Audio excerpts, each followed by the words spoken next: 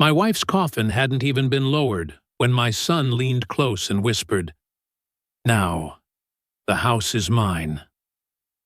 The rain was steady, thin, the kind that doesn't soak you. It seeps in. His words did the same. They slipped through my coat, through the grief, and settled like ice along my ribs. Before we continue, please subscribe to the channel and tell us where you're listening from. The funeral was held on a gray Saturday in late November at St. Paul's Cemetery in Charleston, South Carolina. Magnolia leaves were slick with rain. People murmured condolences I barely heard. I watched the casket descend and thought about the promise I'd made to Margaret when we built our home in '87. You'll always have a roof you can trust. Evan was my only son, 38, ambitious in all the wrong ways. He arrived late, wearing a suit that still had the store tag tucked under the collar, and looked more inconvenienced than heartbroken. When he bent to shake my hand at the graveside, he whispered those words, the kind that change everything. I looked into his eyes, searching for misunderstanding. There was none, only calculation. After the service, mourners drifted to the fellowship hall. Evan didn't. He was already walking toward my car, keys dangling from his fingers. "Mom would have wanted me to drive you home," he said, smiling. I didn't argue. I was too numb. The drive through the cobblestone streets felt endless. Margaret's scarf still hung from the rearview mirror. When we pulled into the driveway of the white-columned house we'd built together, Evan killed the engine and stared up at it like a man appraising real estate. "Needs a paint job," he muttered. Inside, casseroles lined the kitchen counter. The house smelled of lilies and rain. Evan moved through each room like an inspector, noting the art, the silver, the framed deed still on the study wall. "You really should think about transferring things now," he said. "Simplifies probate." I tried to steady my voice. "Your mother's been gone 3 days, Evan," he shrugged. "Time moves fast, Dad. You should too." Then he reached into the bowl by the door, scooped up the house keys, and pocketed them. "I'll keep these safe." When he left, the silence was unbearable. I found myself wandering to the study, where the desk lamp still burned. The open insurance file lay where Margaret had last handled it. A check stub from the life insurance payout sat on top, $480,000, dated October 29th. My name. Not ours. Mine. I traced her handwriting on a sticky note attached. "Keep what we built safe." Outside, thunder rolled over the harbor. I stood there until the light flickered out. In that darkness, I understood something simple and cruel. Grief doesn't erase greed. It exposes it. That night, I didn't sleep. I watched the porch light blink against the rain, heard the wind rattle the shutters, and whispered to the empty room, "You buried your mother, Evan. But tonight, you buried my trust. Grief doesn't keep a calendar, but the world does." The morning after the funeral, Sunday, Charleston woke up damp and gray. Church bells from St. Michael's drifted over the harbor like somebody else's memory. I made coffee. I didn't drink, and walked room to room, touching the backs of chairs, straightening a picture frame that never sat crooked when Margaret was alive. Her blue cardigan still hung on the hook by the pantry. I pressed my face into it and breathed in the faint smell of ivory soap and garden mulch, then folded it over the chair like a flag I wasn't ready to fold. By Monday, the sympathy lilies started to brown. I set a trash bag by the sink and began tossing condolence cards I hadn't opened. That's when the first envelope slid under the door with the morning mail, a white-windowed bill from Dominion Energy. The name at the top wasn't mine. It wasn't ours. It read, "Service Transfer, Evan Hale." In smaller print, a line that felt like a slap. Effective November 25th. I checked the date on the postmark. Same day. "Fast work," I said to the empty kitchen, and set the envelope on the counter like evidence. On Tuesday, I stood at the study window and watched drizzle silver the bricks of our front path. A FedEx van idled at the curb. The driver carried a narrow box to the porch, rang once, and left. Evan arrived 10 minutes later in a black SUV. Shouldn't have known about the box, but did. Let himself in with my keys, and walked out, cradling a set of oil paintings Margaret loved. Marsh scenes from a local artist we paid for in installments back in 1991. He didn't see me at the window. He checked his reflection in the SUV window instead, then drove away. The SUV's plate was paper, temporary, and that felt like another line in a ledger that didn't balance. Wednesday. I was in the yard cutting back the rosemary when I heard the reverse beep of a moving truck. Beige. No logo. It rolled slow, like it knew it was trespassing. 2 men hopped down and started unloading a slate-gray sectional, a mattress still in plastic, and a mirrored console that looked like it belonged in a hotel lobby. I walked to the curb. "Wrong address," I said. One of them checked his phone. "We got Hale. Evan," he said, pointing to the number painted on my mailbox. He said Dad's relocating to Florida. The garnish on humiliation was the neighbor's voice behind me. Laura, from 2 doors down. "He told me the same," she said, eyes soft with pity. "Said you needed sun." I laughed. It sounded like a cough. I took out my phone and snapped 3 pictures. The truck's plate, the sofa half in my living room, the mover's clipboard with "Delivery 11:27" circled in blue. Proof. I didn't stop them.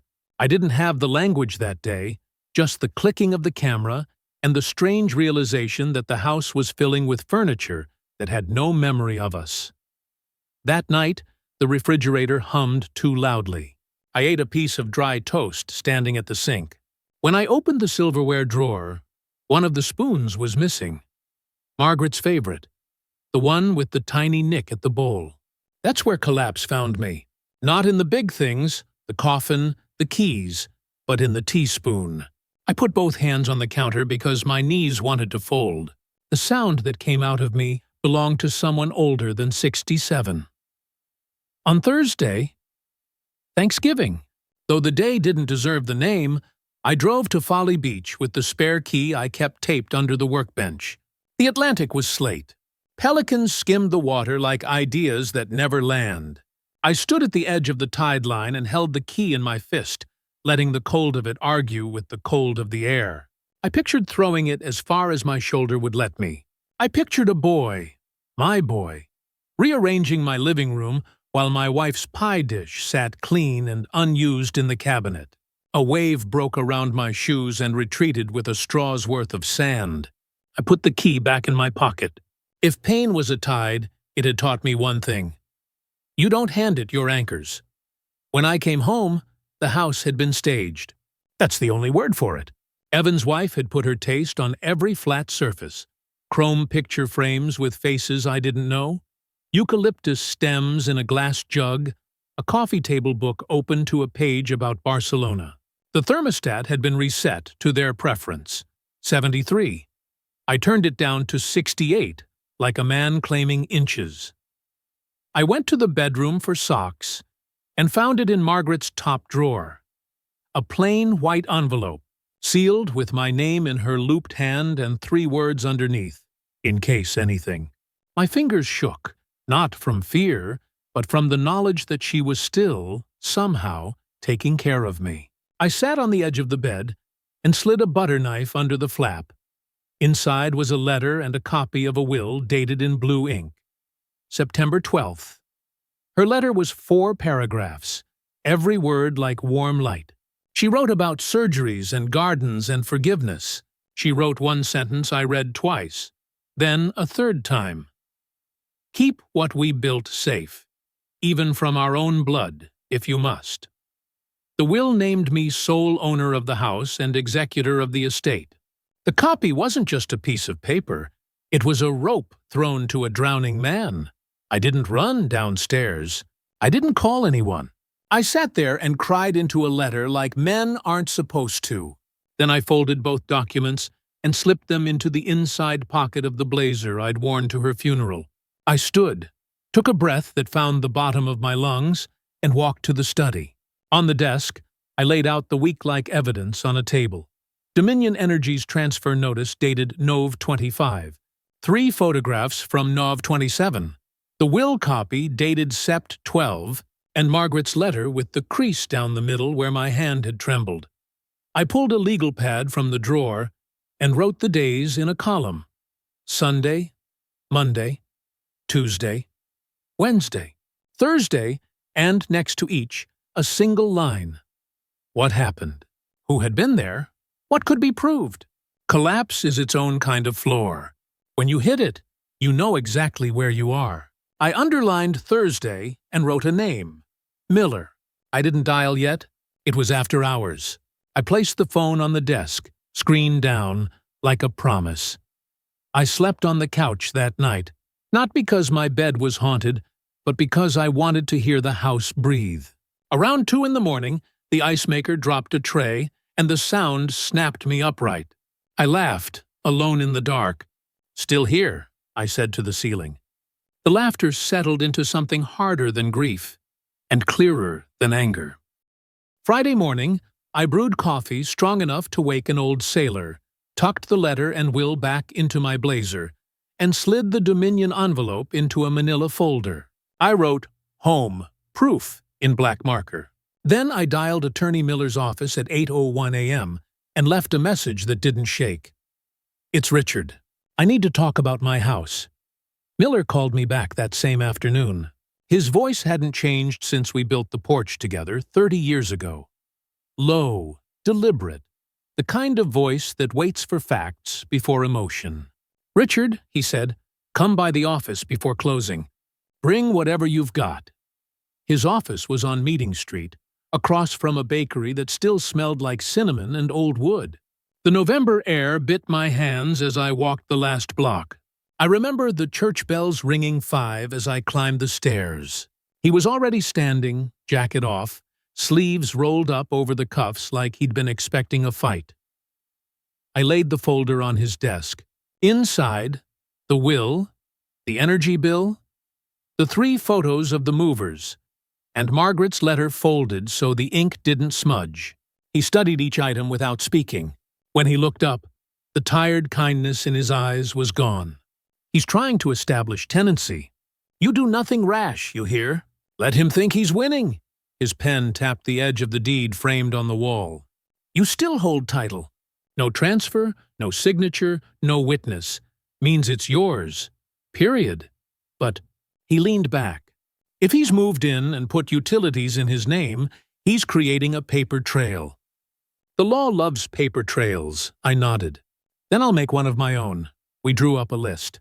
Copies of the deed, photos of every room before he touched it, proof of insurance under my name, tax receipts. Miller would file a quiet title affirmation in court. A slow fuse, but solid. He slid a yellow envelope toward me. "Keep recording. Keep every receipt. We'll let him build his own gallows." When I left, the streetlights had come on. I stopped at the bakery for coffee, but mostly to steady my hands. Outside, couples walked past holding bags of pastries and promise. I envied how simple their errands looked. By Saturday, I'd started documenting everything. I bought a small notebook from the pharmacy. Black cover, ruled lines. On the first page, I wrote Ledger. Nov 30, Dominion Energy Transfer, 4:12 p.m., Des 1, Movers, Truck License, 2M4617. Deck 2, Recorded Evans Comment at Funeral. That last one I'd caught by accident. My phone had been in my jacket pocket when he'd leaned in and whispered, "Now, the house is mine." I played the clip that night, volume low. His voice was casual, greedy, forever. I sent a copy to Miller. Sunday evening, I stopped by the house while Evan and his wife were out. The spare key still worked on the back door. Inside, I moved quietly, like a burglar in my own life. Boxes with shipping labels, Amazon, Home Depot, Crate and Barrel, stacked by the wall. In the kitchen, a new wine rack blocked the pantry door. But on the counter sat a stack of unpaid bills, all with Evan's name. Credit One Bank, $14,982 due. Home equity loan inquiry denied. I took photos of each, zoomed in on the dates. On the refrigerator, held by a magnet shaped like a sailboat, was something that made my stomach turn. A printed renovation estimate. Proposed remodel, Hale Residence. Estimate total $61,400. Financing approved under homeowner, Richard Hale. They'd tried to borrow money using my name. The lender's logo was a local credit union I'd used for years. I folded the paper, slipped it into my notebook, and left through the back. The porch boards creaked under my weight, familiar and sad. That night, I sent the file photo of the loan estimate to Miller. He replied in under 10 minutes, "Good catch. Fraud. Let them hang themselves." On Monday morning, I walked to the bank. The teller recognized me from years of deposit slips and handshakes. I told her to flag any new accounts opened under my name. She nodded without questions. Southern courtesy knows when to stay quiet. I spent that afternoon scanning every document at the library, labeling them with dates. Proof became my companion. Colder than family. More reliable than memory. Each file I saved felt like a small act of rebuilding, like adding bricks where walls had been kicked in. When night fell, I parked across from my own house and watched lights flicker behind curtains I didn't choose. Through the window, Evan's wife moved between rooms wearing one of Margaret's sweaters. I felt anger climb my throat, but I swallowed it down. The phone buzzed. A text from Evan. "You'll thank me when the transfer's official. I'll take care of things." I stared at the words for a long time, then typed one reply. "You already have." Miller's words echoed in my head. Let him dig his own grave. So I did what he advised. I waited. I documented. I listened. By Thursday, Miller had filed the injunction papers quietly, with a court date to be confirmed. "Keep your head down," he said. "He'll get the notice soon." That's when people like him start to panic. That evening, I went down to the dock behind the house, the one Evan hadn't found yet, and watched the tide slide under the boards. The air smelled of salt and wood smoke. In my pocket, the phone recorder blinked red. "You said you'd keep it safe, Margaret," I murmured. "I'm trying." The wind picked up, snapping the flag against its pole. It sounded like the first applause I'd heard in weeks. By Friday morning, I'd stopped thinking of it as grief. What I felt had teeth now. Evan had crossed the line between arrogance and occupation, and the only way to reclaim what Margaret and I had built was to treat it like a project, not a tragedy. I'd been an architect for 40 years. I knew how to build things methodically, line by line, brick by brick. Revenge, it turned out, wasn't so different. The plan began with silence. I didn't confront him, didn't call, didn't even drive past the house for 3 days. I wanted him comfortable. Overconfidence makes men sloppy. On Monday morning, Miller called. "The injunction's filed," he said. "Temporary restraining order in motion. He'll be served this week." His voice was dry, professional, but there was something else under it. A quiet satisfaction. I asked, "What happens if he's already changed the locks?" Miller chuckled softly. "Then we let the sheriff handle the locksmith. But keep your documentation ready." Tuesday, I drove to the local hardware store on King Street, the same place where Margaret and I used to buy paint samples for the porch railings. I bought a small digital camera, the kind contractors use for inspection photos, and a timestamp app for my phone. By noon, I was parked half a block from my own house, snapping discrete shots, moving trucks, deliveries, new furniture arriving. One image showed Evan signing a form by the porch light. The signature box read, "Tenant Evan Hale." That single word, tenant, was everything Miller needed. That night, I returned to the motel I'd been staying at. Room 12, window facing the parking lot. The kind of place that smelled like bleach and leftover cigarettes, but it was quiet, and anonymity was part of the plan. I spread the photos across the bed, labeling each with sticky notes. Deck 3, furniture delivery. Deck 4, contractor estimate. Deck 5, signing. Then came the locks. On Wednesday morning, I drove to the house again, pretending to check the mailbox. The old brass lock was gone, replaced by a new digital keypad. Evan had even taped a notice on the door. Private property. No trespassing. Below, my name had been scratched off the mailbox plaque with a key. I didn't get angry. I took a photo. Evidence. Then I turned and walked to my car, noting the brand and model of the keypad. Lockley Secure Pro. I knew it well. I'd specified that exact brand in commercial projects. The irony was almost comforting. He'd chosen a lock I could bypass legally, with manufacturer codes, once the court papers cleared. At the motel that night, I opened my laptop and composed an email to Miller. Attached were 9 photos, 2 scanned bills, and the lock change notice. Subject line, Phase 1, complete. He replied within the hour. Perfect. Court hearing date, Deck 18. Until then, stay invisible. Sheriff's notice will be delivered next week. Make sure he signs for it. Once he does, the countdown begins. The following morning, I watched from my parked car as the mail carrier approached the house. A thick yellow envelope slid into the box. Official court seal. Evan's wife came out moments later, barefoot, robe tied hastily. She opened it on the porch. I saw her face shift from curiosity to panic, then vanish inside. 2 minutes later, my phone buzzed. A text from Evan. "What the hell did you do?" I didn't respond. I took a photo of the house again. The front door still open, the letter clutched in his hand. That evening, I stopped by Laura's house, the neighbor who'd seen the movers. She invited me in, offered coffee before I even asked. "You holding up, Richard?" she asked. I told her I was.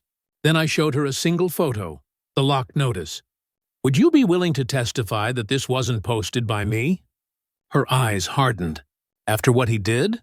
"Gladly," I nodded. "You might get a call from my lawyer." When I left, she touched my sleeve. "Your wife would have been proud. You're doing this right." The next day, I drove to the sheriff's office. Miller had suggested a courtesy visit before the eviction filing. The deputy on duty, a broad man with silver hair, read the case summary and said, "If he refuses to vacate, we'll assist." "You got every document lined up, Mr. Hale. You'd be surprised how many folks don't." I smiled faintly. I don't build without blueprints. Back at the motel that night, I lined up every document.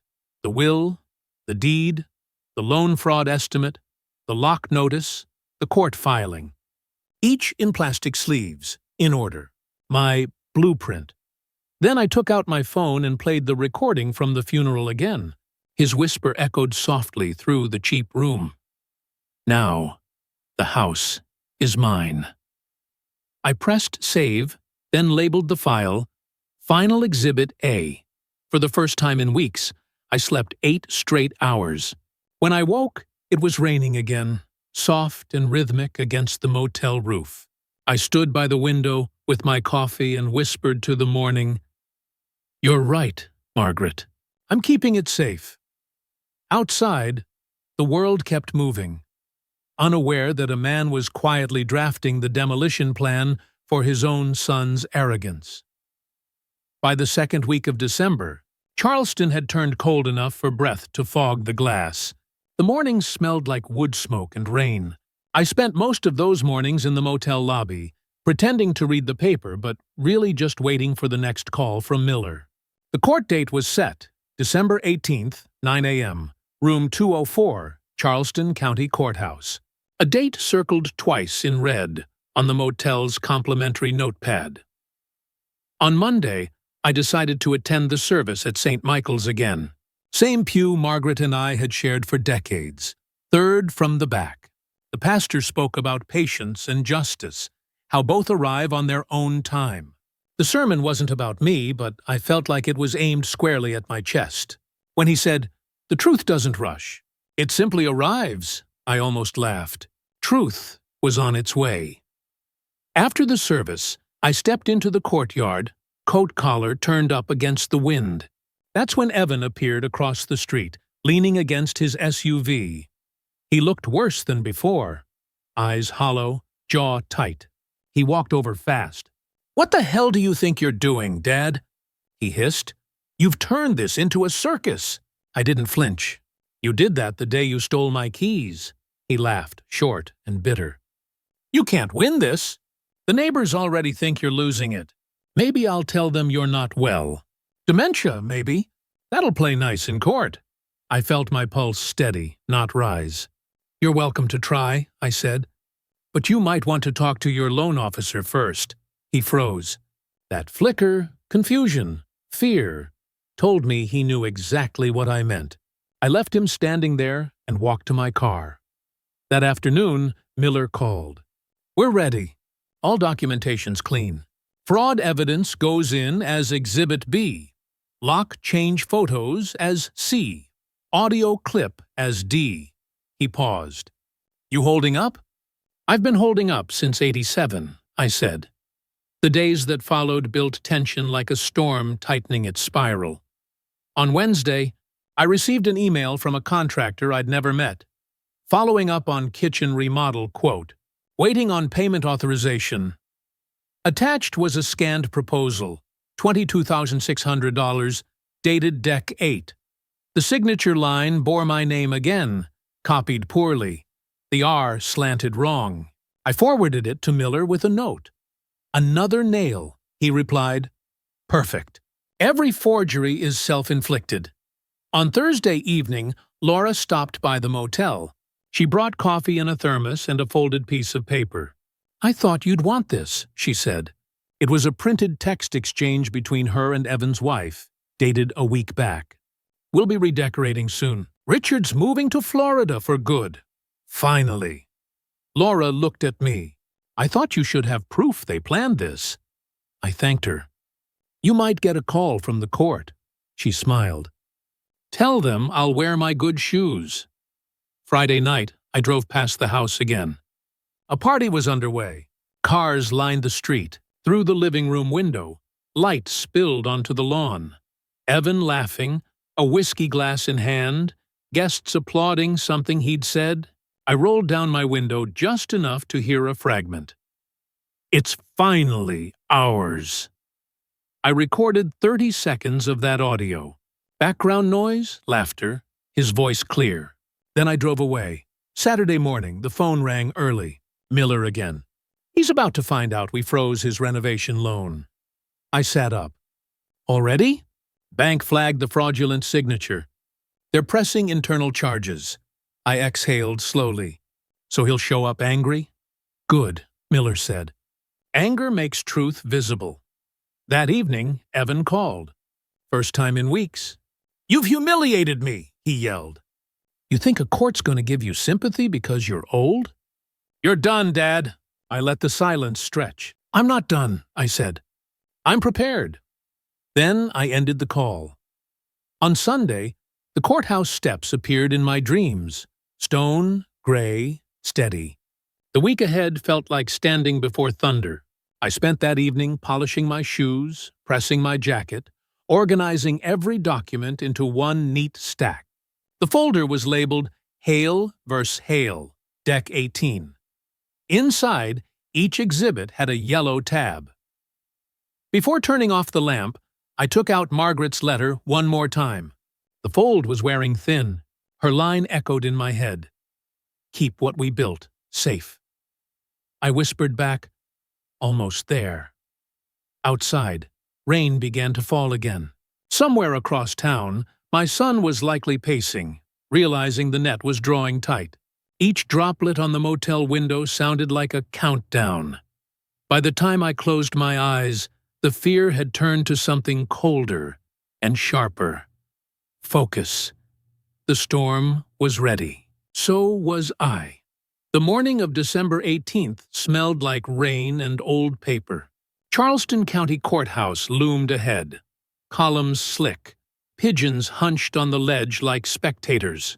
I arrived 30 minutes early. Folder under my arm. Margaret's letter tucked in my inside pocket like a pulse. The clerk waved me through security with a soft, "Good luck." "Sir." Room 204 was colder than I expected. Fluorescent light, wooden benches polished by years of waiting. At the front, the state seal watched over everyone like a silent witness. Miller was already there, calm as stone. "You ready, Richard?" "As I'll ever be." 9 o'clock sharp, Evan walked in. Designer suit, loud cologne, and that smile that always tried too hard. His wife trailed behind, eyes darting. He spotted me and smirked. "Didn't expect you'd actually show, Dad." I didn't answer. Silence had become my sharpest tool. The bailiff called the case. Hale versus Hale. It sounded absurd and biblical at the same time. The judge, a woman with silver hair and glasses that could cut glass, glanced through the file. "We're here to determine rightful ownership and occupancy of 412 Kingfisher Lane." Evan's attorney rose first, a young man who'd probably practiced his speech in the mirror. "Your Honor, my client has been the de facto caretaker of the property since his mother's passing. He merely assumed financial responsibility while his father transitions into assisted living." I heard a whisper ripple through the gallery. Laura and 2 neighbors were there behind me. Miller didn't object yet. He waited. He always waited until arrogance built its own scaffold. Then the young lawyer added, "Mr. Hale Sr. has exhibited signs of confusion and instability." My hands tightened on the folder. Miller touched my elbow, a quiet wait. The judge looked at me. "Mr. Hale, are these allegations true?" "No, ma'am," I said, voice steady. "But I can prove what is." Miller stood. "Exhibit A." He handed the clerk a flash drive and a printed transcript. The courtroom speakers crackled. And there it was, Evan's whisper from the funeral, clear as a confession. "Now the house is mine." Gasps. Even his wife turned toward him, jaw slack. Miller didn't pause. "Exhibit B, financial records showing a $60,000 loan obtained under the plaintiff's name without authorization. Exhibit C, photographs dated November 27th, showing the defendant changing locks and moving furniture while his father was absent. Exhibit D, text messages threatening to declare the plaintiff mentally unfit." Each document landed on the clerk's desk like a hammer strike. Evan's lawyer tried to object, but the judge's raised hand silenced him. "Mr. Hale Jr., did you obtain this loan?" Evan shifted in his seat. It was for home improvements." "He told me—" "I told you nothing," I said quietly. The judge's eyes narrowed. "Answer directly." Evan looked down. "Yes, Your Honor." The judge scribbled something, then nodded to the bailiff. "Call in the bank representative." The door opened and a woman in a gray suit entered. She placed a folder on the witness stand. "Your Honor, we confirmed the loan application was electronically signed under Mr. Richard Hale's name but originated from the IP address registered to Mr. Evan Hale." The sound of a pen snapping echoed. Evan's lawyer had broken his own. Miller walked slowly to the bench, voice even. "Your Honor, this isn't a family misunderstanding.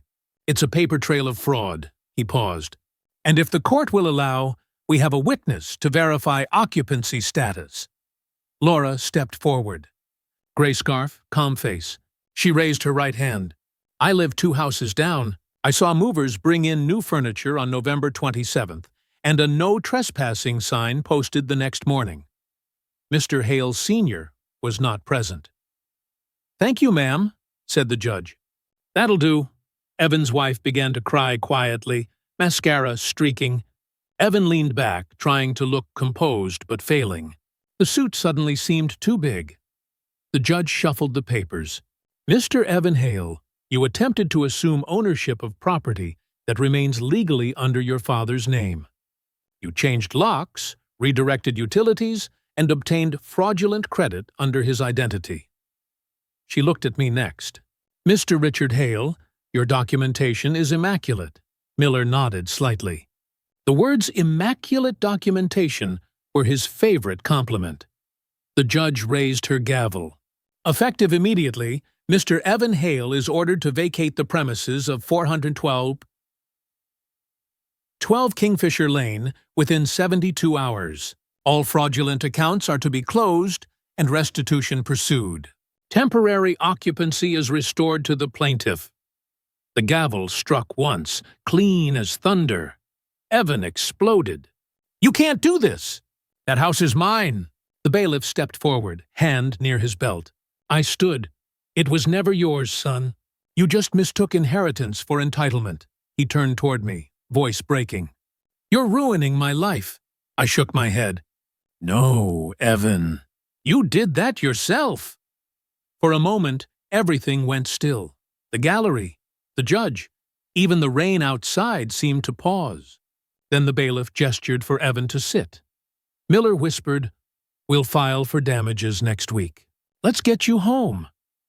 As we left the courtroom, I felt the first real breath I'd taken in months. The air smelled like paper and justice.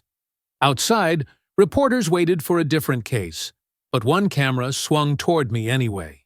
A man in a raincoat asked, "Sir, were you satisfied with the verdict?" I looked at him and said, "Justice isn't satisfaction. It's correction." Miller grinned. "You just wrote your own headline."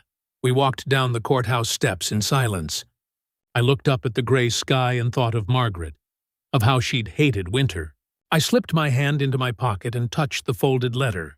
Still there, edges soft from being read too often. When we reached the curb, Miller stopped. "You did it, Richard." "No," I said, watching rain trace lines across the courthouse windows.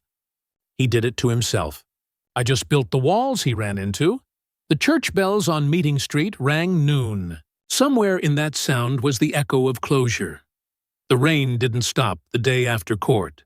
It came in sheets, hard enough to blur the Charleston skyline and make the palmettos bow like they were ashamed. I watched it from across the street, from Laura's porch, as two sheriff's cruisers pulled up in front of my house. My house. The flashing blue lights reflected in puddles that formed over the brick walk Margaret used to sweep every Saturday morning. The deputies stepped out, hats low, calm voices cutting through the storm. Evan's SUV sat in the driveway, its back seat crammed with boxes that looked hastily packed. His wife stood by the door, clutching an umbrella she didn't bother to open. One of the deputies spoke gently, the way professionals talk to people whose power has just evaporated. I didn't go over right away. I wanted to watch it happen the way he'd wanted to watch me crumble. Except mine wasn't joy. It was clarity. You can't savor justice if you gloat. You have to respect the architecture of it. Evan tried to argue, waving his arms, the rain plastering his hair to his forehead. I could almost read his lips. "It's not fair." The deputy just pointed to the order in his hand, sealed and stamped. 72 hours expired, sir." "You've got 15 minutes." Laura touched my shoulder. "You want me to go with you?" I shook my head. "This one, I finish alone." When I finally crossed the street, the gravel crunched under my shoes. Evan saw me coming and froze like a deer caught between shame and fury. "You think this fixes anything?" he spat. "You ruined me, Dad." "No," I said softly. "You wrote your own ruin. I just signed the blueprint." The deputy stepped aside, giving me space to pass. I walked through the doorway, through the smell of wet carpet and half-packed boxes. Inside, furniture was rearranged, walls bare where our family photos once hung. The sound of tape ripping echoed down the hall.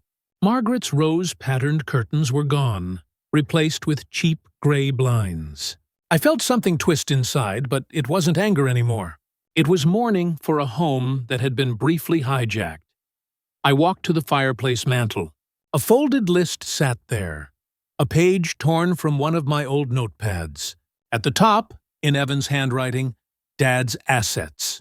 Beneath it, bullet points. House, insurance payout, jewelry, stocks. Every line itemed like I was a project to be stripped. I folded the paper slowly and dropped it into the fireplace. Struck a match, watched it curl and blacken. The flame reflected in the brass frame of the mirror above the mantel, and for a moment I saw myself, older, smaller maybe, but still standing. Outside, a car horn honked. The deputies were ushering Evan and his wife into the SUV. She avoided my eyes. He didn't. His stare was raw, a mixture of disbelief and something close to grief. I stepped onto the porch. "You'll find another place," I said, voice low enough for only him. "But until you fix what's inside you, every house will feel borrowed." He didn't answer. The SUV backed down the drive, taillights fading into the rain. Just like that, silence returned. I stood under the porch awning and listened to the gutters overflow. The house groaned, old wood adjusting to a familiar heartbeat again. I'd half expected it to feel triumphant, but it didn't. It felt right, balanced, like gravity had returned after months of floating wrong. That evening I changed the locks again. The locksmith was a kid in his 20s, polite, curious. "This one's an upgrade," he said, holding up the new key. "Deadbolt grade 1, hard to break." I smiled faintly. "That's the idea." When he left, I brewed a pot of coffee, sat at the kitchen table, and let the quiet stretch. The tick of the wall clock sounded like a metronome resetting time. I took out Margaret's letter, unfolded it carefully. Her words were almost faded from the folds, but the sentence still cut clear. "Keep what we built safe." "I did," I whispered. "It's safe again." Later that night, Laura dropped by with dinner. "Thought you might not have eaten." She set the dish on the counter, looked around, and smiled. "Feels lighter in here."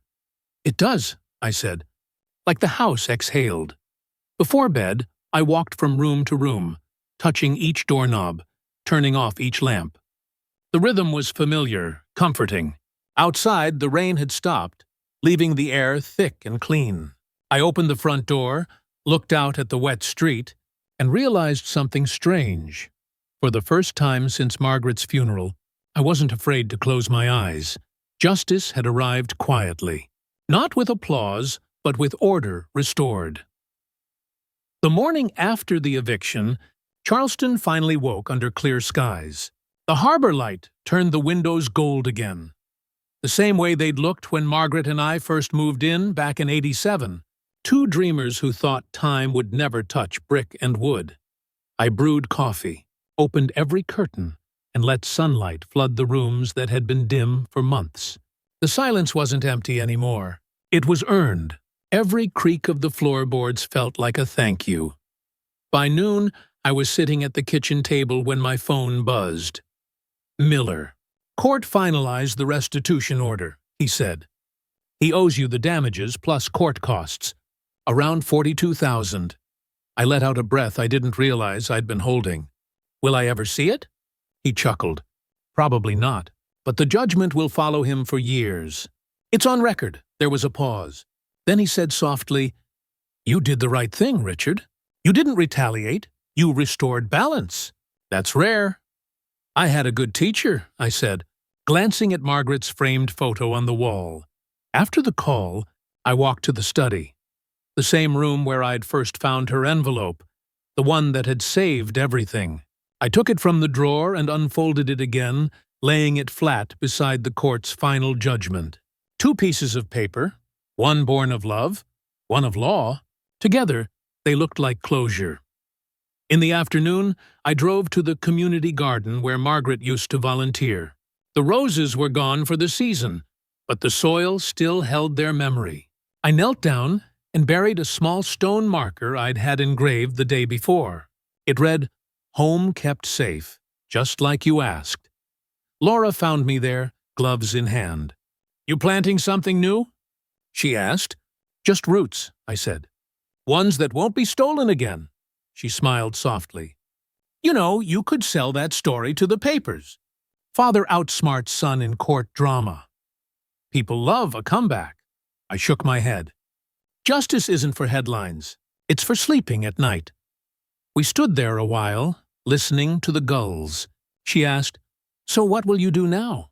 "I'll rebuild. Paint the porch.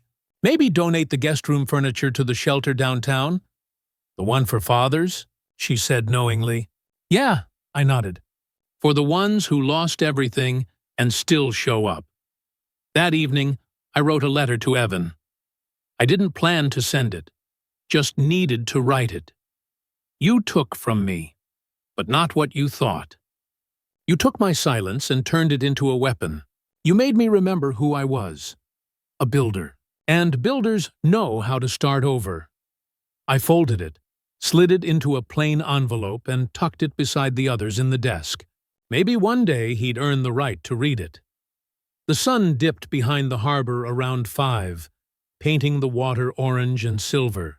I stepped onto the porch with a glass of iced tea and watched it fade. Across the street, Laura's Christmas lights blinked in lazy rhythm. Somewhere down the block, a radio played an old Sinatra song about second chances. For the first time in months, I felt peace settle where anger used to live. The house, the garden, the porch, they weren't trophies. They were proof that standing up for yourself doesn't require shouting. Sometimes it just needs a signature, a steady hand, and patience. When I went inside, the phone rang again. Unknown number. I let it go to voicemail. Later, when I checked, it was Evan. His voice was small, hoarse. Dad, I just wanted to say I'm sorry. I don't expect you to forgive me. I just don't know where to go. I sat in the dark for a long time. Then I deleted the message. Some apologies aren't meant to be kept. They're meant to dissolve. Before bed, I placed Margaret's letter back in the drawer, locked it, and whispered, "It's done." The house answered in its quiet way, the pipes settling, the boards easing. Outside, the wind picked up, brushing through the oak branches like a sigh. Justice, I realized, doesn't roar. It breathes. A month passed before I realized how quiet life had become. Not the hollow kind of quiet that follows grief, but the peaceful kind. The sound of order returning after chaos. January settled over Charleston like a gray quilt. The harbor fog rolled in each morning, softening everything it touched. I woke early, made coffee, and read the paper by the window that faced the magnolia tree. The same branch that once scraped our bedroom window during storms was bare now, but I liked the sound of it moving in the wind. It reminded me that time, even in winter, is still alive. I'd rebuilt a routine. Mondays, I met Miller for coffee at a diner off Meeting Street. He always asked the same question, "Sleeping any better?" And I always answered, like a man who paid off his conscience. Tuesdays, I visited the community center, helping a group of retirees draft simple wills and property trusts. Most of them had stories just like mine. Sons, nephews, or neighbors with gentle smiles and greedy hands. Every time someone thanked me, I thought of Margaret and smiled. Her pain hadn't been for nothing. It had become my armor.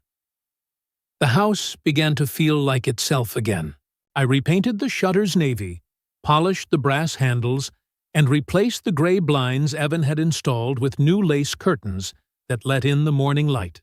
The smell of coffee, varnish, and lemon polish mixed into something that felt like rebirth. Sometimes I caught myself humming while I worked, an old tune Margaret used to hum when she cooked. Something about coming home. One afternoon, I found a small box in the attic labeled Christmas 2002. Inside were ornaments we'd bought during a trip to Savannah. Hand-painted glass angels, delicate as breath. I hung one on the kitchen window latch. The light caught its wings just right, scattering small rainbows on the counter. It was a simple reminder. Not everything fragile breaks.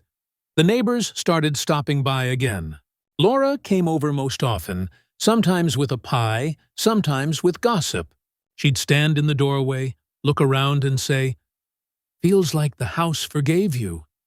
I'd laugh. Maybe it forgave both of us. One Sunday morning, I received a letter in the mail from the county recorder's office. Subject, property confirmation. Hail, Richard. Inside, an official stamped document confirming full ownership, uncontested, permanent. I placed it in the same frame where the old deed had hung all these years. Margaret's photo stood beside it. Two symbols of permanence, one legal, one emotional. But even peace has shadows. Every so often, I'd think about Evan. Not the shouting, not the courtroom version, but the boy who used to help me sand wood in the garage, who'd fall asleep in the back seat during long drives to the beach. Memory is cruel that way. It remembers the innocence before the damage. I wondered where he was, if he'd found a place to live, if he'd learned anything. Then I'd close the thought like a drawer I wasn't ready to open. Still, the ache was smaller now, shaped more like understanding than loss. Forgiveness isn't something you give to others. It's something you hand yourself when you're done being angry. I wasn't there yet, but I could see the road. That week, I hosted a small dinner. Nothing fancy. Just Laura, Miller, and a couple of neighbors who'd stood by me when things went dark. We ate roast chicken, shared pie, and laughed about small-town scandals. At one point, Laura raised her glass. "To safe homes," she said. I added, "and to knowing who belongs in them." After everyone left, I sat on the porch alone. The air was crisp, stars faint above the harbor. I looked at the window, where the angel ornament still caught a little light from inside. For the first time, I said it out loud. Not to the night, but to the life I still had. "I'm okay, Margaret. You can rest easy now." There wasn't an answer, not in words, but the wind moved through the magnolia branches again, slow and soft, and that was enough. Justice had been done. What remained was the rebuilding of peace. One day, one small act at a time. It was late February when the phone rang again. I was sanding the porch rail, the one that faced the street. The sky was a clean blue, the kind Charleston gets after a long run of rain. I almost didn't answer, but something in the tone of the ring made me wipe my hands and pick up. "Dad," the voice said. It took me half a second to place it. Evan. He sounded smaller, thinner, like a man who'd lost weight in places pride used to live. "I'm not calling to fight," he said. I wanted to hear your voice."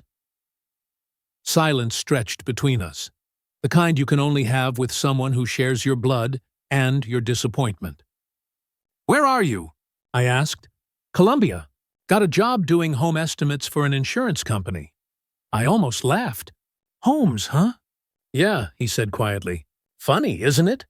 He didn't ask for forgiveness, and I didn't offer it. That kind of conversation comes too soon when it's forced." But before hanging up, he said something that lingered long after. "I'm trying, Dad." "Then keep trying," I said. "That's all that counts." When the line went dead, I set the phone down and leaned on the railing. The wood under my palms was smooth now, ready for stain. Margaret would have approved. She hated rough edges. That night, I sat at the dining table with a single lamp on and started sorting through boxes I hadn't opened in years. Tax returns, old letters, photos of Evan at Little League games. Each photo was a story before the storm. I didn't throw them away. I put them back in a smaller box and labeled it Before. Then I took out another empty one and wrote After. That's where I placed the court judgment, the newspaper clipping Miller had sent, and Margaret's letter. The two boxes together looked like bookends of a life rebuilt. The next morning, I drove to the bank to finalize something I'd been thinking about since the trial. I asked to open a new savings account in a name I'd been toying with, Hale Estates Restoration Fund. When the banker asked for its purpose, I said, "For fathers starting over. Maybe a legal fee, maybe a roof patch, something to remind them they still own their tomorrow." She smiled, typed it in, and handed me the slip. I deposited $10,000 on the spot, part of the damages Evan owed, but I decided to turn bitterness into fuel. On the drive home, I rolled the window down. Charleston smelled like salt and azaleas again. Somewhere in the distance, a bell chimed noon.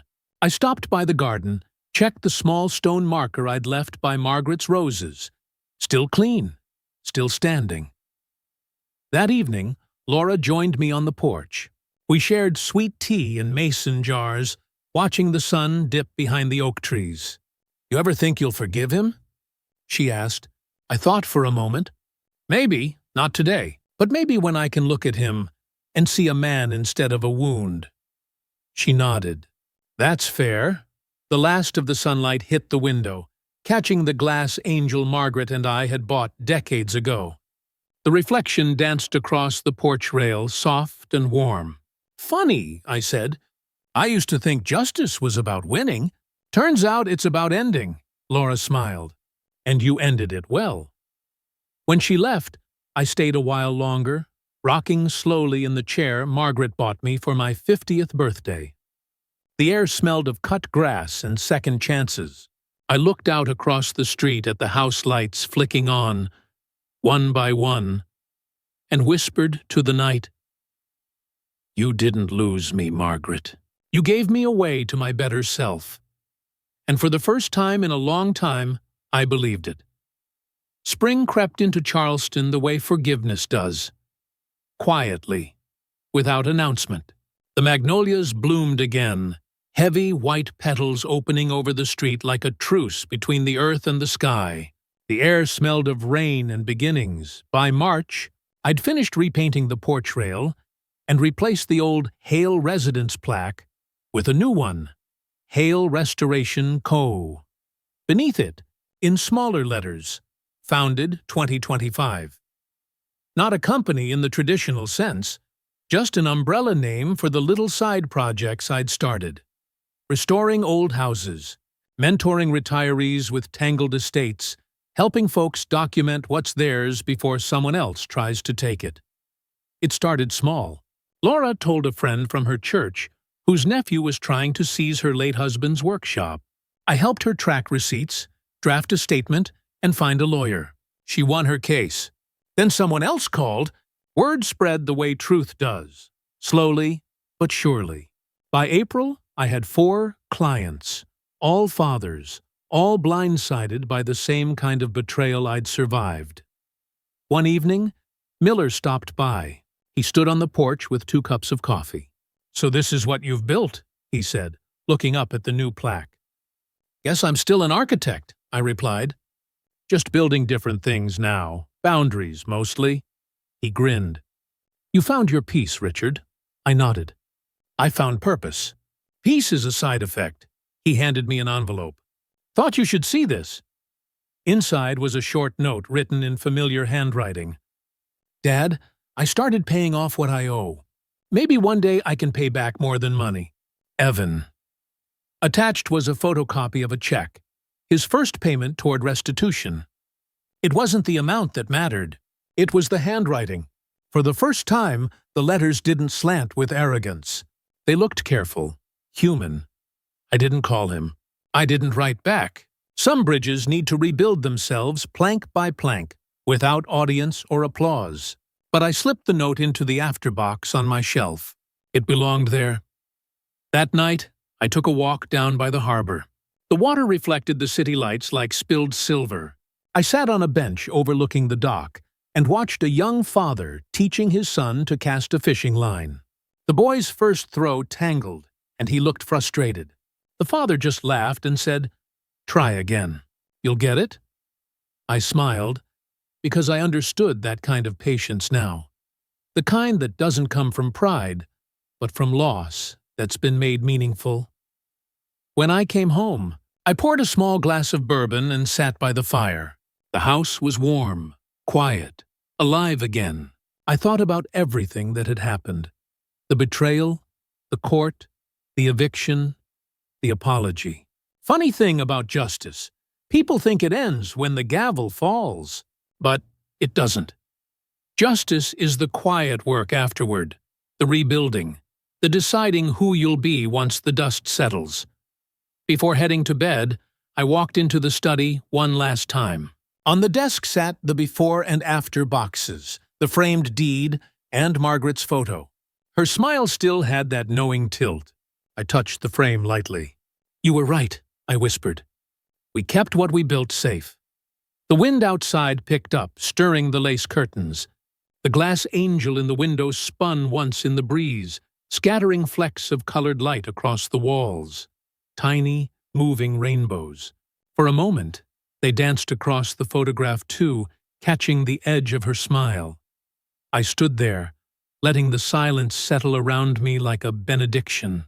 Then I said, softly but certain, "You didn't lose me, Margaret. You gave me away to the man I was supposed to become." The fire cracked, the house sighed, and outside, the city lights shimmered over the harbor like promises kept. And that was the real ending.